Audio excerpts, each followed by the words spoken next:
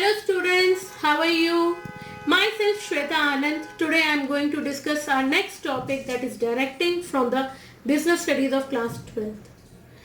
Directing is a key managerial function performed by the managers after planning, organizing and staffing. So in this topic we will discuss what is directing, its characteristics, its principles and its importance. एक topic बचेगा, that is elements of directing, that will be discuss in next video. तो हम start करते हैं directing से. सबसे पहले हम समझते हैं डायरेक्टिंग होता क्या है. डायरेक्टिंग वर्ड जो है हमें कहाँ से मिला? Direction. What is direction? Direction means it's to show the way. किसी को भी उसका रास्ता दिखाना कि in which direction they have to work out. तो सेम डायरेक्टिंग जो है हमारा बिजनेस स्टडीज में, हमारा जो बिजनेस का एक स्ट्रक्चर होता है, उसमें जो वर्ड यूज हुआ है डायरेक्टिंग, उसका मीन्स होता है एक पर्टिकुलर मैनेजर जो है वो अपने सबऑर्डिनेट्स, अपने जो पूरी उसके ऑर्गेनाइजेशन में जो उसकी टीम है उनको एक पर्टिकुलर डायरेक्शन शो करता है कि जो कंपनी के ऑब्जेक्टिव्स हैं, जो ऑर्गेनाइजेशन में डिसाइड किया है, जो उसके एम्स बनाए हैं, उनको अचीव करने के लिए उन्होंने किस डायरेक्शन में वर्कआउट करना है. तो directing refers to the giving instructions. Instructions कैसे कि जो सीनियर है या फिर कह लीजिए जो टीम हेड है, लीडर है, मैनेजर है, वो अपने सबऑर्डिनेट्स और अपनी टीम को इंस्ट्रक्शंस देता है, उनको गाइड करता है. That is second word is guidance and third word is motivation. Means जो मैनेजर है उसकी ड्यूटी बनती है कि वो अपने टीम को गाइड करे इंस्ट्रक्शंस के साथ, गाइडेंस से, और मोटिवेट करे कि जो ऑर्गेनाइजेशन के ऑब्जेक्टिव है जिन्हें हमें अटेन करना है उन्हें वो अचीव कर सके. तो हम सिंपल वर्ड्स में अगर इसकी बात करें कि director will decide what to do, मतलब जो उसकी टीम है, जिसके सबऑर्डिनेट्स हैं, उन्होंने क्या काम करना है, and seeing how they are performing, और फिर उनको लुक आफ्टर करना कि वो उसको कैसे परफॉर्म कर रहे हैं. लाइक हमारी कोई भी एक हम एग्जाम्पल लेके चलते हैं, लाइक एक हमारी सेल्स टीम है. सेल्स टीम के लिए हमने काम किया, जो उसका मैनेजर है उसके साथ जो उसकी टीम वर्कआउट कर रही है, उन्होंने उसको टास्क दे दिया कि आपको मुझे इतनी सेल्स मेरे को अपने प्रोडक्ट की ला के दीजिए. ये क्या था? जो एक टीम बनी, हमारा कंपनी हमारा एक प्रोडक्ट बनाती है, ये हमारा एक काम था. हमारा नेक्स्ट टारगेट क्या है? उसको सेल आउट करना. सेल आउट करने के लिए हमने उनको एक डायरेक्शन दी, एक टीम अरेंज की, दैट इज ऑर्गेनाइजिंग. और क्लियरली समझते हैं कि हमने एक प्रोडक्ट बनाया XYZ, उसके लिए सबसे बड़े हमने प्लानिंग की, इसको हमें मार्केट में कैसे लॉन्च करना है, क्या करना है, उसके लिए हमने ऑर्गेनाइज किया सब कुछ, एक ऑर्गेनाइजिंग की कि हम इसके लिए टीम चाहिए, इसके लिए रिसोर्सेज चाहिए, तो हम ये काम करेंगे. दैन फिर हमने स्टाफिंग प्रोसेस से क्या किया? लोग हायर करें कि इस टीम को जो हमने प्लानिंग करी है उसको रिजल्ट देने के लिए हमें इतने लोगों की इस लेवल पर ज़रूरत है. आफ्टर दैट जब हमारी टीम रेडी हो गई, अब हमने उनको डायरेक्शन दी कि ये सेल्स टीम का हेड है, उसने अपने सबऑर्डिनेट्स को बताया कि आपने इस जगह पे जाके इस प्रोडक्ट को ऐसे सेल आउट करना है. एक उनको टारगेट्स दिए, तो ये हमने क्या? उनको इंस्ट्रक्ट किया.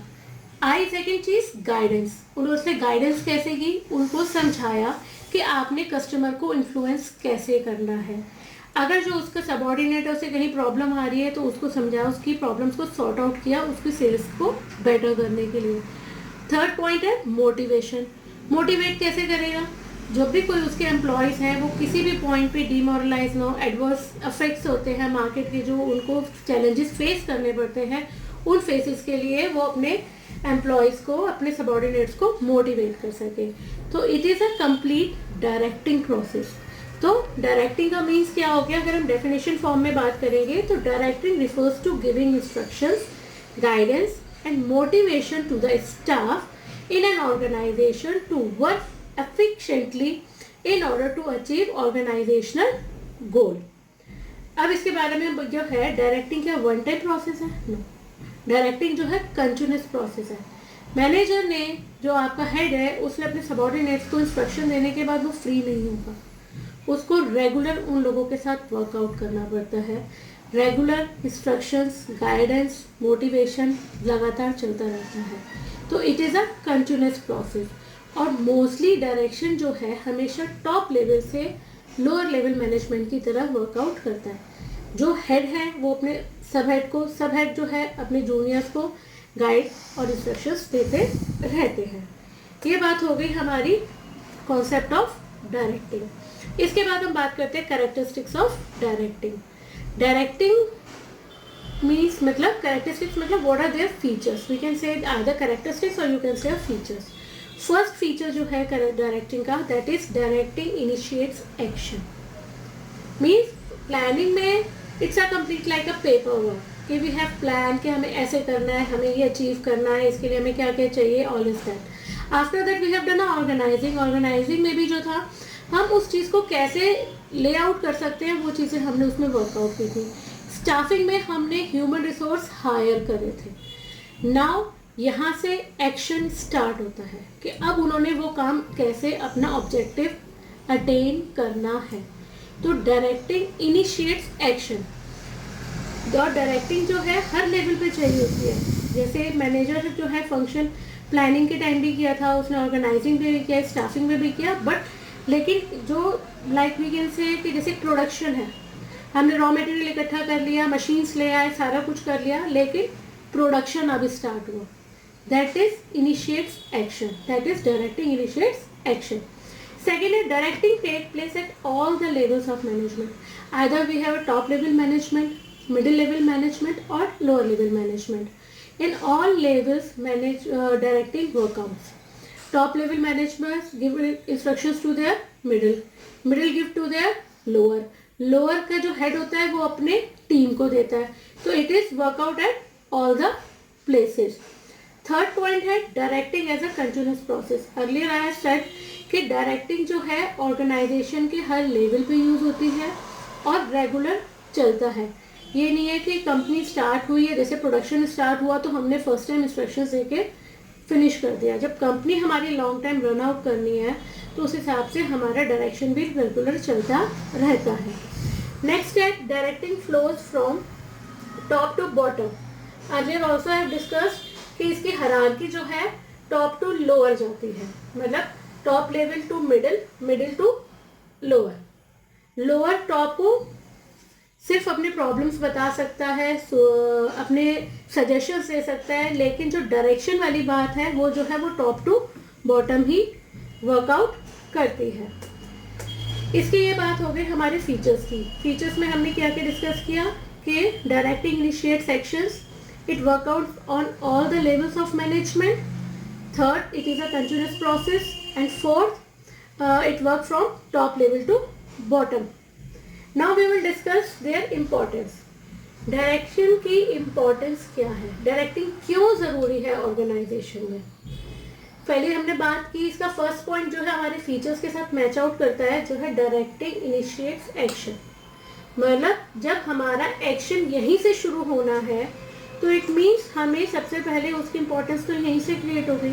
जब तक एक्शन स्टार्ट नहीं होगा, प्रोडक्शन स्टार्ट नहीं होगा, प्रोडक्ट नहीं बन के निकलेगा तो हमारी कंपनी लगाने का फ़ायदा क्या है।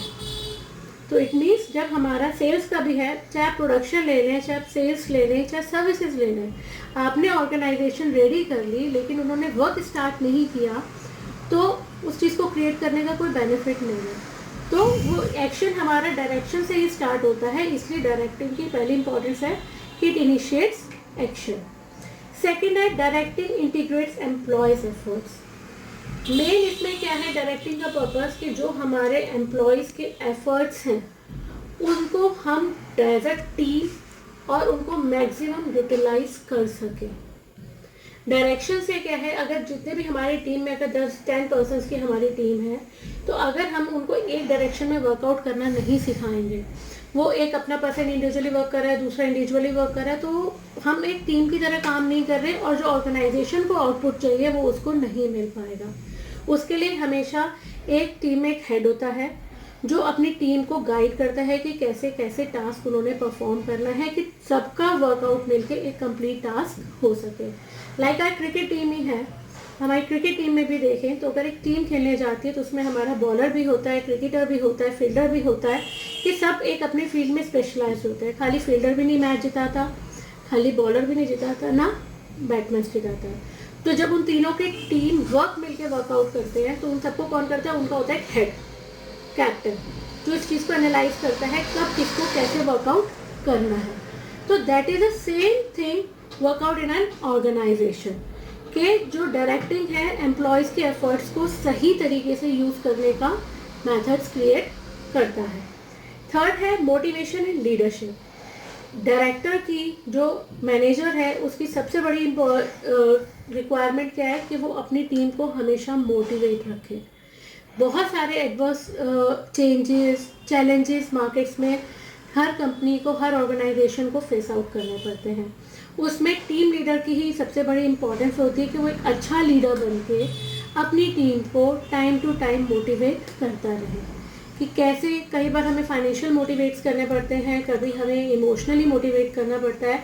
ये सारी चीज़ें जो है हमारे मोटिवेशन और लीडरशिप, ये हमारे एलिमेंट्स ऑफ डायरेक्टिंग के पार्ट हैं जो हम फर्दर डिस्कस करेंगे। यहाँ सिर्फ हम इतनी बात करते हैं कि डायरेक्टिंग जो है मोर एफिशिएंटली वर्क कराने के लिए एम्प्लॉयज़ के लिए मोटिवेशन और लीडरशिप का वर्कआउट करता है। नेक्स्ट है डायरेक्टिंग फैसिलिटेट्स चेंजेस। डायरेक्टिंग जो है एम्प्लॉयज़ जो है एक सेल्फ किसी भी चेंजेस को फेस करने के लिए रेडी नहीं होता, क्योंकि एम्प्लॉयज़ जो होता है वो रिस्क फैक्टर्स नहीं लेता। वो मोस्टली जो लीडर होता है वो लुक आफ्टर करता है। तो वो जिन चेंजेस से वो उसको लगता है कि उसके एम्प्लॉयमेंट पे या कंपनी पे जो प्रॉब्लम्स आनी है उसको वो डायरेक्टिंग के थ्रू उन चीज़ों से वर्कआउट कर पाता है। जो चेंजेस हैं, कम्युनिकेशन है, मतलब उसको बाहर मिलना है, सोशल एनवायरनमेंट चेंजेस हैं, इन सब से वर्कआउट करने के लिए जो चेंजेस कंपनी में कभी भी आते हैं उनको वर्कआउट करने के लिए डायरेक्टिंग उसमें हेल्प आउट करता है। नेक्स्ट है directing help in stability and balance in the organization. Stability means हमारी टीम में सपोज ऑर्गेनाइजेशन में 10% जैसे मैंने आपको कहा वर्कआउट करते हैं, तो उन लोगों के बीच में एक कॉपरेशन, एक कमिटमेंट, आपस में एक अंडरस्टैंडिंग, एक बॉन्डिंग कि हमें ये अचीव करना ही है गोल, उसके लिए उन लोगों का एक कमिटमेंट होता है।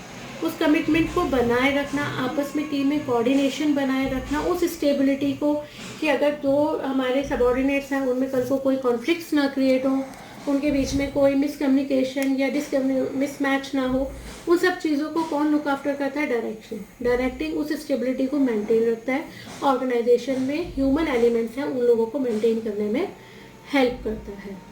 ये बात हो गई हमारी इम्पोर्टेंस की कि directing initiates actions, directing integrates employees efforts, motivation and leadership, directing facilitates changes, directed help in stability and balance in the organization। Pause कर दो। इम्पॉर्टेंस ऑफ डायरेक्टिंग के बाद अब हम बात करेंगे principles of directing. effective directing is very challenging task. Why? Because we have to tackle the humans.